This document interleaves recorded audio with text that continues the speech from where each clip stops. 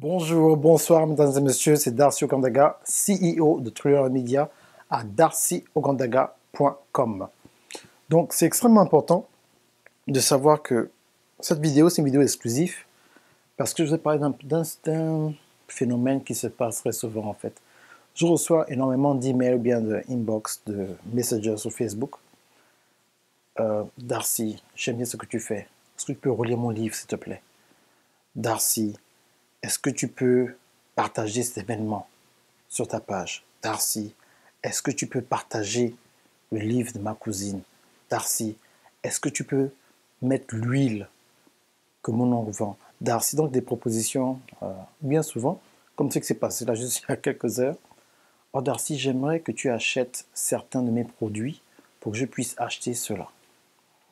Et comme c'est une personne qui suit mes vidéos, j'ai dit, je vais prendre ça comme une leçon. Je dis non, je ne comprends pas ce que tu veux dire, explique bien. La personne a répété, non, non, non, en fait, tu ne comprends pas, je te fais une proposition pour que tu achètes ces produits-là, pour que je puisse acheter ce livre. Je dis, mais qui t'a dit que j'ai besoin de tes produits? Parce qu'en fait, ce que je voulais faire, en fait, c'était lui donner une leçon que dans le business, c'est plus les émotions, c'est le business. Dans le business, il n'y a pas d'émotion.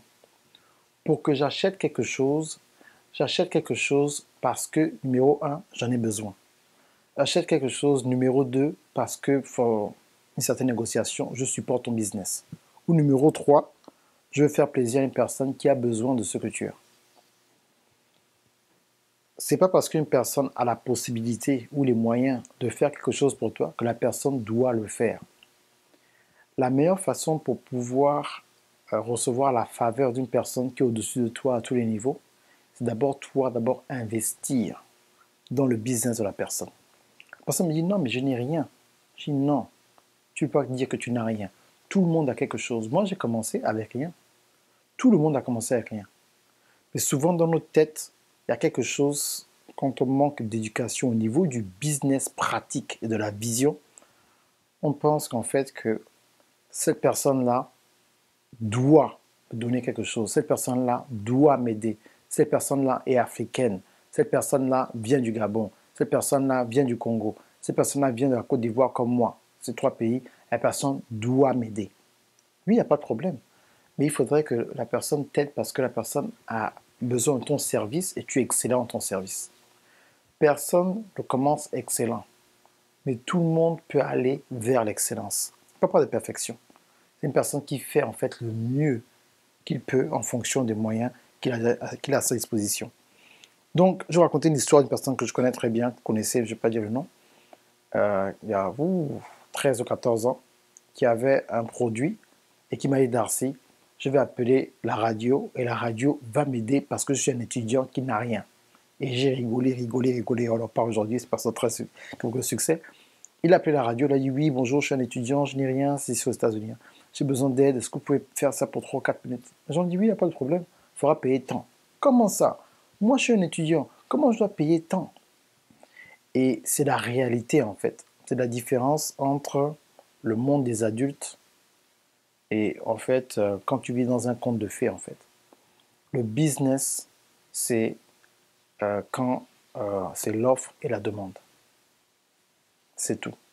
Et donc, il y a certaines personnes qui font des business des fois, ou bien qui veulent faire des business, ou bien qui ont une idée dans la tête que voilà le business que je veux faire. Mais ça n'a rien à voir en fait. Tu n'as pas le talent pour ce business-là. Ou si tu as du mal à vendre cela, tu vends d'abord ce qui est naturel. Donc, parmi tes talents, tu en as plusieurs.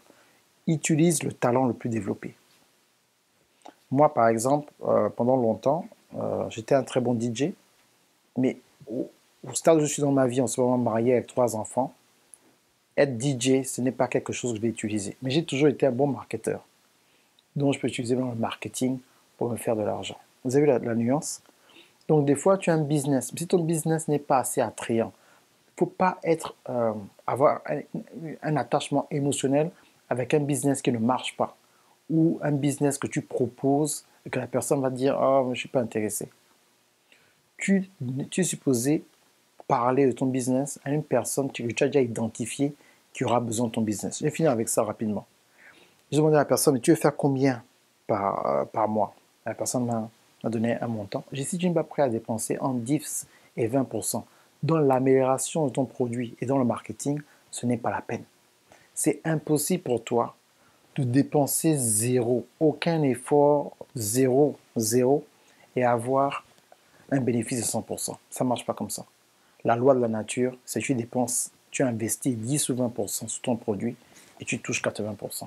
C'est ce qu'on appelle en fait les frais d'opération dans un business.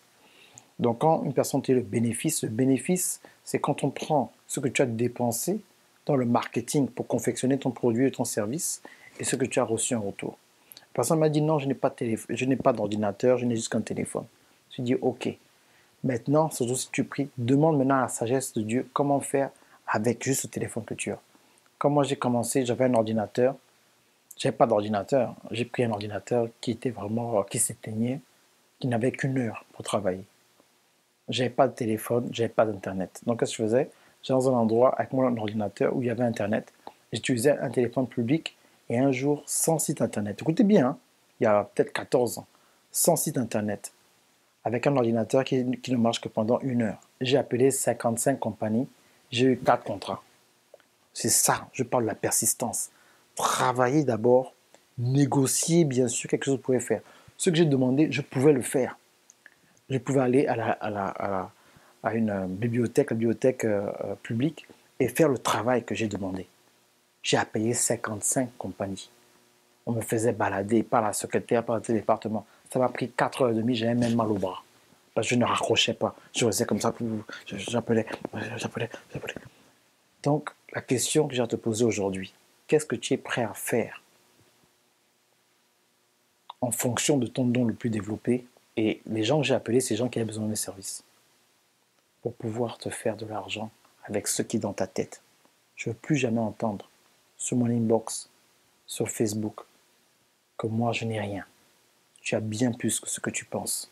Mais tu ne sais pas où regarder à l'intérieur pour pouvoir valoriser ce que tu as. Darcy Ogandaga, CEO de Trillion Media, à darcyogandaga.com. Merci bien, à la prochaine.